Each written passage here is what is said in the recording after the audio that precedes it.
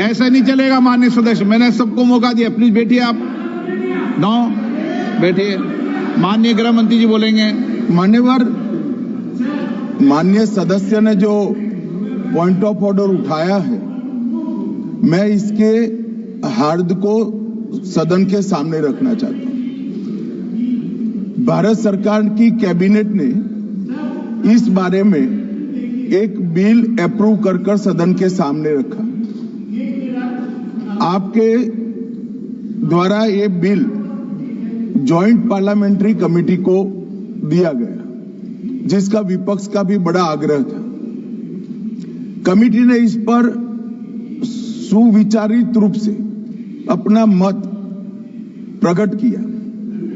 वो जो मत प्रकट हुआ, वो मत फिर से कैबिनेट के सामने गया।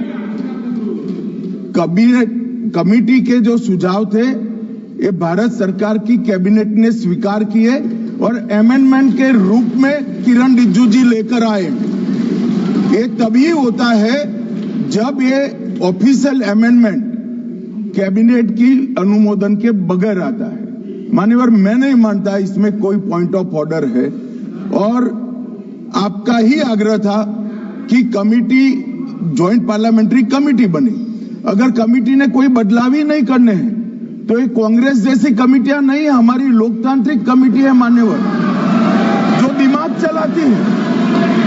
कांग्रेस के जमाने में कमेटियां होती थी जो थप्पा लगाती थी। हमारी कमेटी चर्चा करती है, चर्चा के आधार पर विचार करती है और परिवर्तन करती है। अगर परिवर्तन को स्वीकार ही नहीं करना है तो कमेटी काहे को लिए है भाई?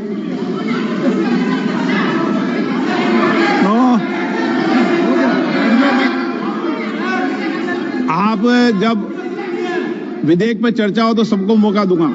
अभी 0 ओवर पर माननीय मैं इस पर अपनी व्यवस्था देता हूं। माननीय सदस्यगण श्री एन.के. प्रेमचंद्रन जी ने जो प्रश्न उठाया है, वक्फ संशोधन विधेयक 2025 पर संयुक्त समिति में विधेयक कुछ खंड जोड़ दिए गए जो विधेयक के दायरे से बाहर हैं। इस विषय पर मैं माननीय सदस्यों का ध्यान कोल और शकदर द्वारा रचित संसदीय पद्धति और प्रक्रिया की ओर आकर्षित करना चाहता हूं कि संयुक्त समिति की किसी भी विधेयक में संशोधन करने की शक्तियां बड़ी व्यापक और विस्तृत है। समिति किसी भी विधेयक में पूर्ण रूप से संशोधन कर सकती है या उसको पूर्णतः नया प्रारूप तैयार कर सकती है तथा विधेयक के सिद्धांत में परिवर्तन किए बिना उसका पूरा नाम और संक्षिप्त नाम भी बदल सकती है। इस प्रकार समिति किसी विधेयक में नए उपबंध सम्मिलित कर सकती है तथा विधेयक की व्याप्ति की समिति कर सकती है।